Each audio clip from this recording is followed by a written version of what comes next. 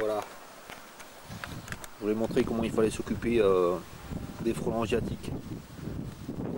On s'approche d'une fleur.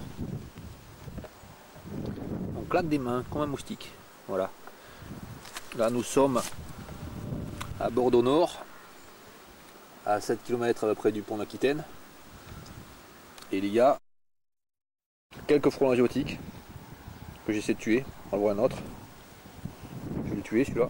Je mets la caméra entre mes jambes, je vais le tuer. Là, je l'ai bien filmé, comme ça. Voilà, de deux. Voilà. Deuxième frelon asiatique tué. J'ai pas vu beaucoup de chasseurs de frelons asiatiques ces derniers temps. En fait, j'en ai jamais vu. Jamais j'ai vu une seule personne qui chassait les frelons asiatiques. Voilà. Il suffit de 2 secondes pour tuer un frelon asiatique. On s'approche, on claque des mains. Voilà, là un frelon qui n'est pas asiatique par contre. Un frelon européen. Ça fait plaisir d'en voir. Il y en a 10 fois moins que les frelons asiatiques.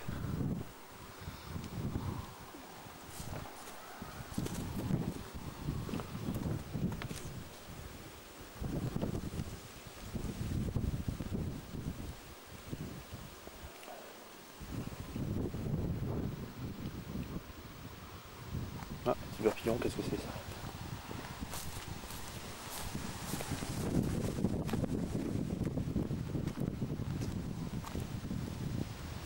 Nous sommes devant la digue là, la digue qui est hachée.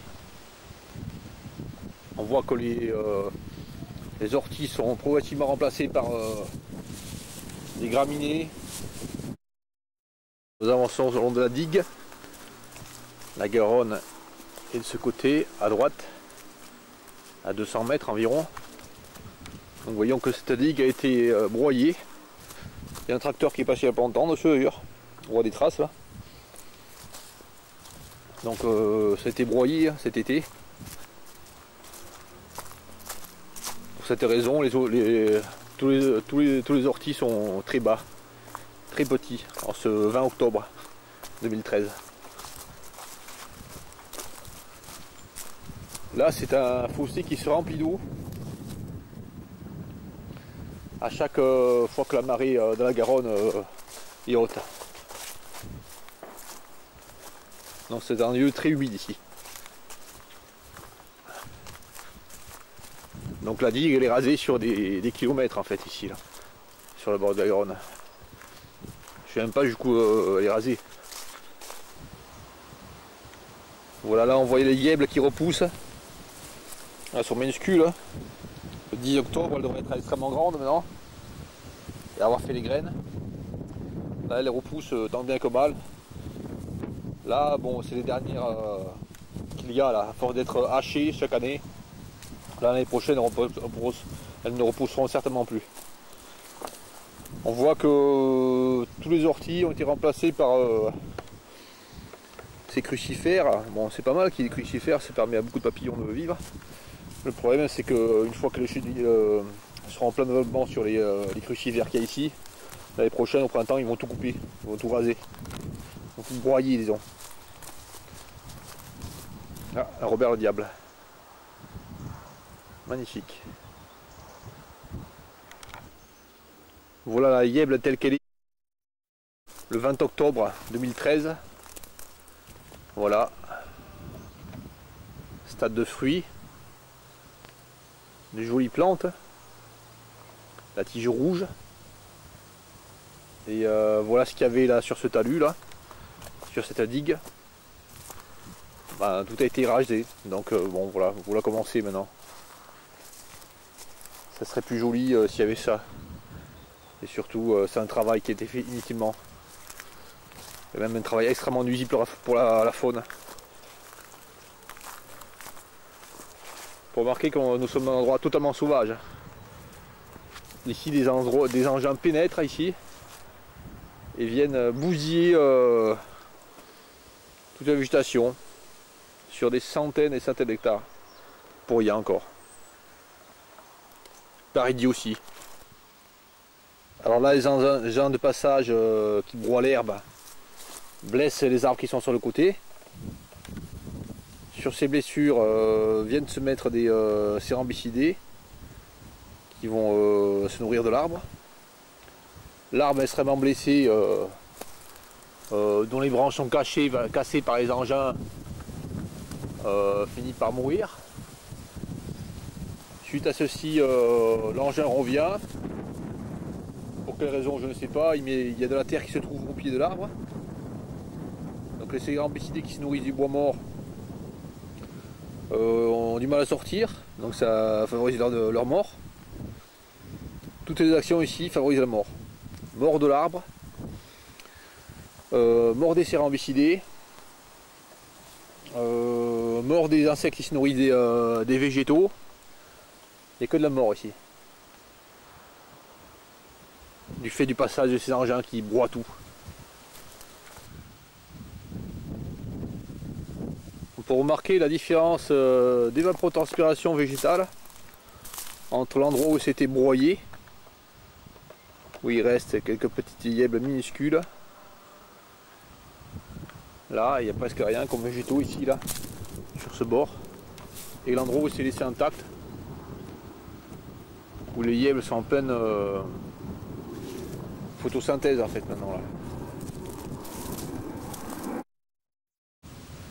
Toujours pareil, hein.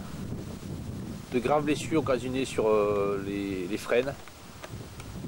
Là, ici, on voit qu'il y a une grave blessure occasionnée il y a quelques temps, il y a quelques années par un engin de broyage. Là encore, sur ce freine à côté, une autre blessure énorme. Après, on s'étonne que les arbres meurent. Tout est détruit ici, tout est destruction. Voilà, on voit la terre mise à nu là. Encore pareil. C'était pareil là-bas à une vingtaine de mètres. Hein. Là, ici encore une grave blessure. Cicatrisée pratiquement. Voilà, tous les arbres sont blessés. Presque tous. Là sur la digue, une superbe chenille.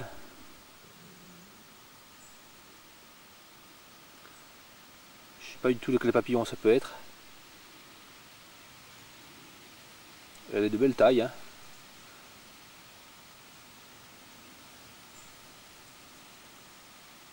Elle fait bien 100 cm de longueur. Je vais montrer par rapport à mon doigt. Mon doigt à côté. Donc c'est une belle chenille.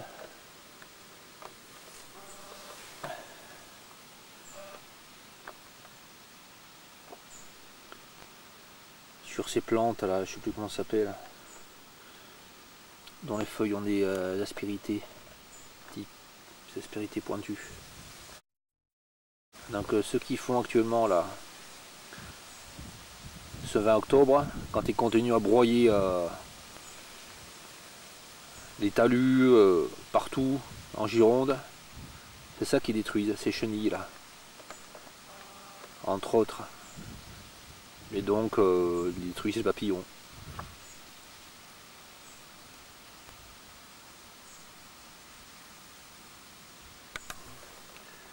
Donc il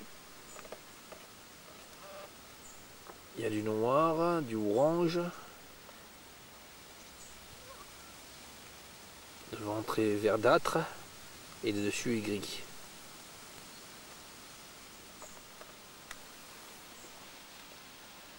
Ah, elle est tombée.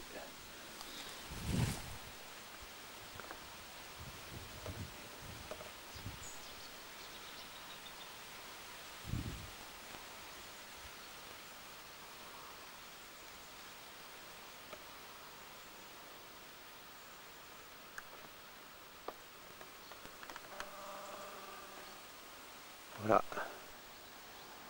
Voilà également on se freine avec une blessure. Ça va être tellement difficile de passer avec un engin ici sans broyer tout, sans blesser tous les arbres. En fait c'est pas difficile, c'est extrêmement facile. Mais les gars qui font ça, ils se donnent même pas la peine de faire attention aux arbres. Ils font n'importe quoi en fait. Voilà un énorme peuplier. Environ 2 mètres de diamètre au tronc en bas. Il est vraiment magnifique.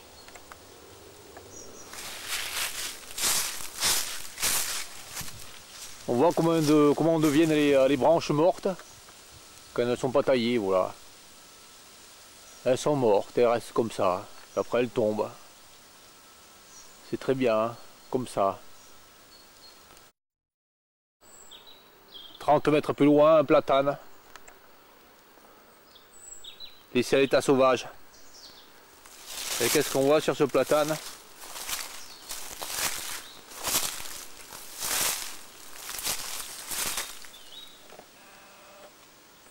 Une petite affichette. Inventaire forestier national. Alors le numéro là c'est 367 682. www.ifn.fr.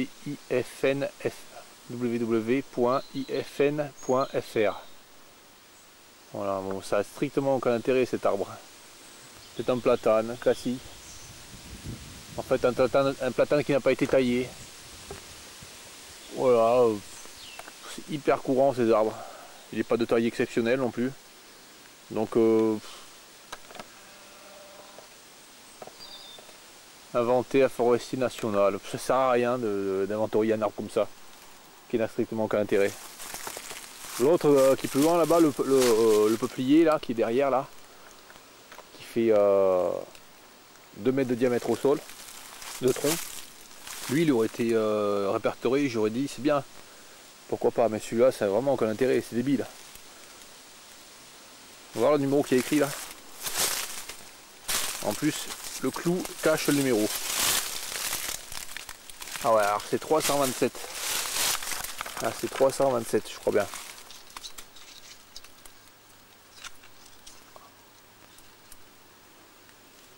Ah ouais. C'est 327. 327 682. N'importe quoi.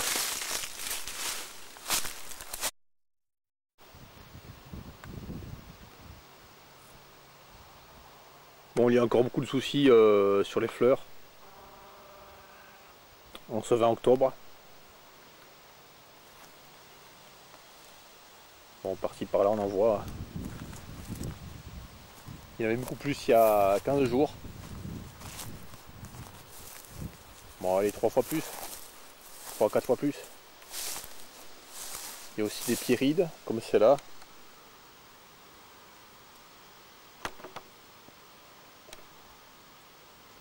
Elle est grosse celle-là. C'est une pyride de la rave ou du chou? Je sais pas.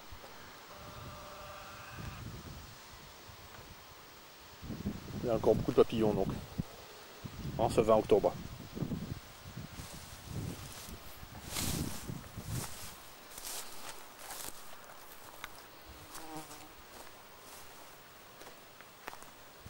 Il y a encore beaucoup de prairies sauvages comme celle-là. Là.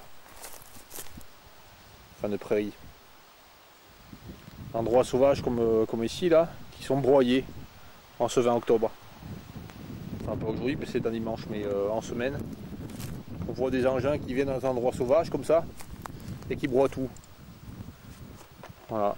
Alors que c'est plein de vie. Plein de vie, plein de vie. Il y a de quoi butiner.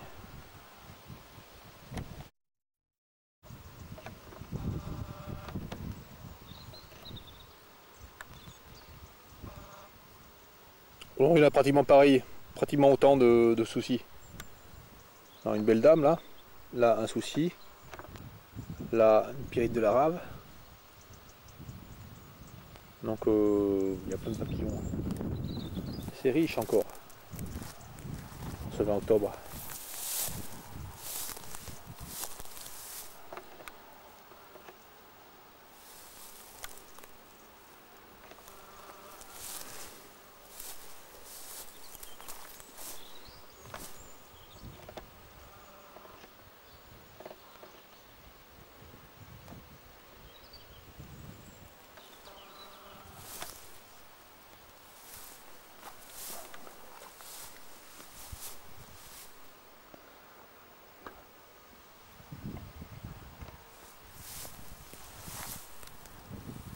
Des soucis, il y en a partout.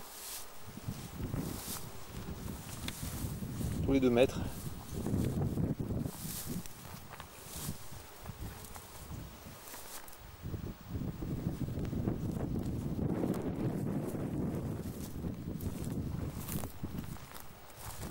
Il y a aussi ces petits bleus là, de temps en temps.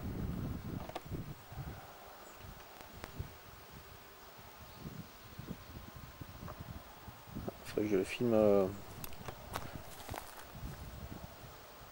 à l'aile inférieure, au revers de l'aile.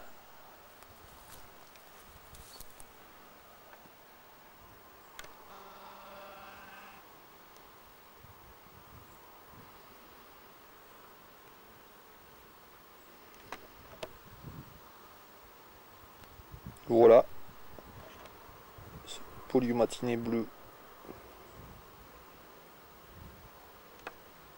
de taille moyenne pour un polyomatiné, c'est-à-dire 2 à 3 cm d'envergure.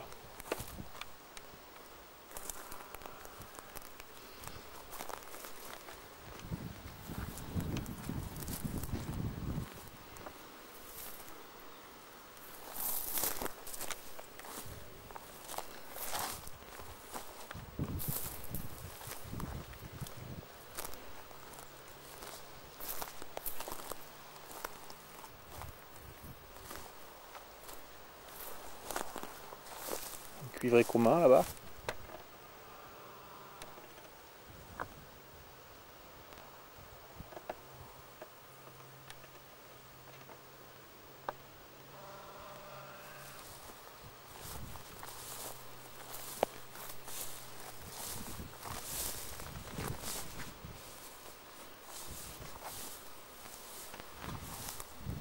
Un frelon européen.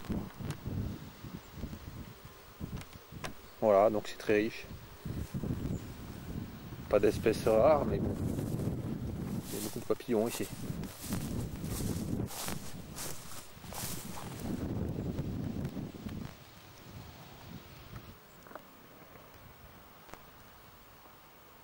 Un peu plus loin, une forme hélice. Très certainement une forme hélice de Colias crocea, de souci donc.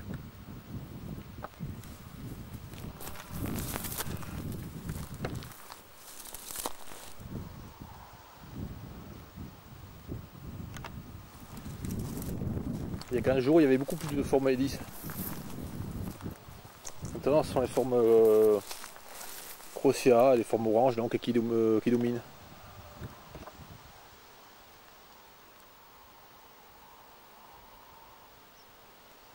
En fait, il y avait au moins 20% de formes hélices il y a 15 jours. Alors que là, sur les trentaines de papillons vus, j'en ai vu qu'une de la forme hélice. Également ici un peuplier de près de 2 mètres de diamètre de tronc au sol. Bon, il est joli, hein. Magnifique, hein.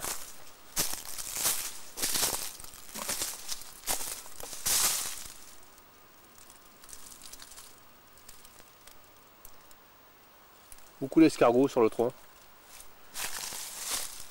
Des petits gris.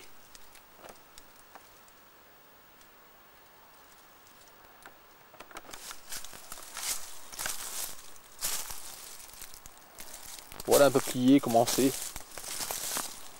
quand c'est jamais coupé. Ce qui devient rare maintenant. Voilà un peuplier bien développé.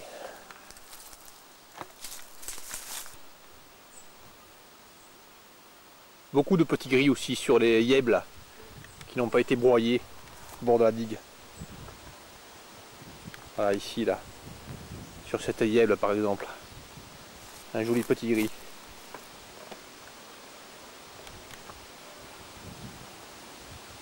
Bon, partout les yèbles sont broyés, les petits gris ils sont tués. Hein. Là ici ils sont tous tués les petits gris, pratiquement. Quand le broyage est réalisé.